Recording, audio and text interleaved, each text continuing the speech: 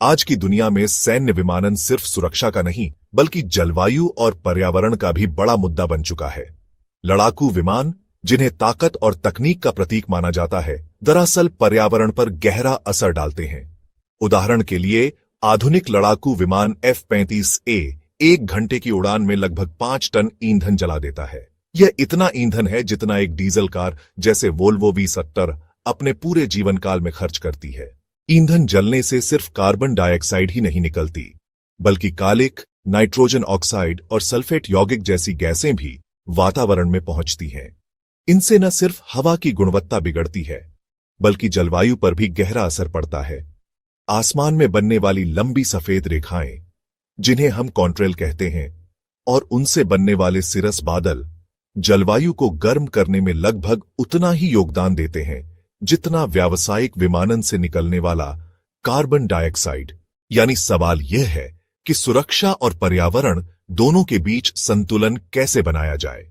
इसका एक जवाब है सतत विमानन ईंधन, यानी सस्टेनेबल एविएशन फ्यूल्स, जिन्हें संक्षेप में SAF कहा जाता है। ये ईंधन अपशिष्ट तेलों, जैविक अवशेषों या नवीकरणीय बिजली से बनाए जाते हैं। उदाहरण के लिए, हाइड्रोजन ईंधन, जो अपशिष्ट तेलों से तैयार होता है, पारंपरिक ईंधन की तुलना में 50 से 70% तक कम कार्बन उत्सर्जन करता है। वहीं PTL या ई-फ्यूल्स, जिन्हें पूरी तरह नवीकरणीय ऊर्जा से तैयार किया जाता है, 80% से भी ज्यादा उत्सर्जन घटा सकते हैं। इन ईंधनों की खासियत यह है कि ये न सिर्फ कार्बन डाइऑक्साइड को कम करते हैं, बल्कि कम कालिक छोड़ते हैं। इसका मतलब है कि SAF का इस्तेमाल करने वाले विमानों से कॉन्ट्रेल और सिरस बादल बनने की संभावना कम हो जाती है।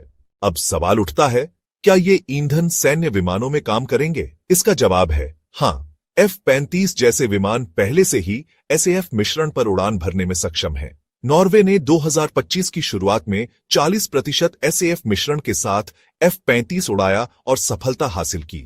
ब्रिटेन भी अब नए F-35A विमानों को SAF मिश्रण पर चलाने की तैयारी कर रहा है। तकनीकी रूप से इसमें कोई बाधा नहीं है, लेकिन चुनौतियां भी हैं।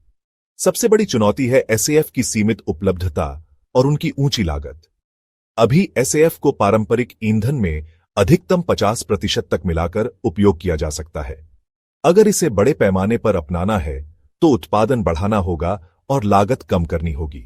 इसके बावजूद SAF एक ऐसा समाधान है जिसे नजरअंदाज नहीं किया जा सकता।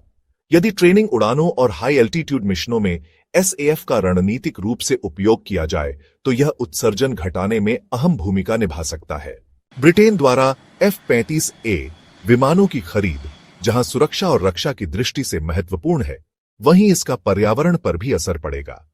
ऐसे में SAF का प्रयोग न सिर्फ एक तकनीकी विकल्प है, बल्कि जलवायु के लिए एक जिम्मेदारी भी है।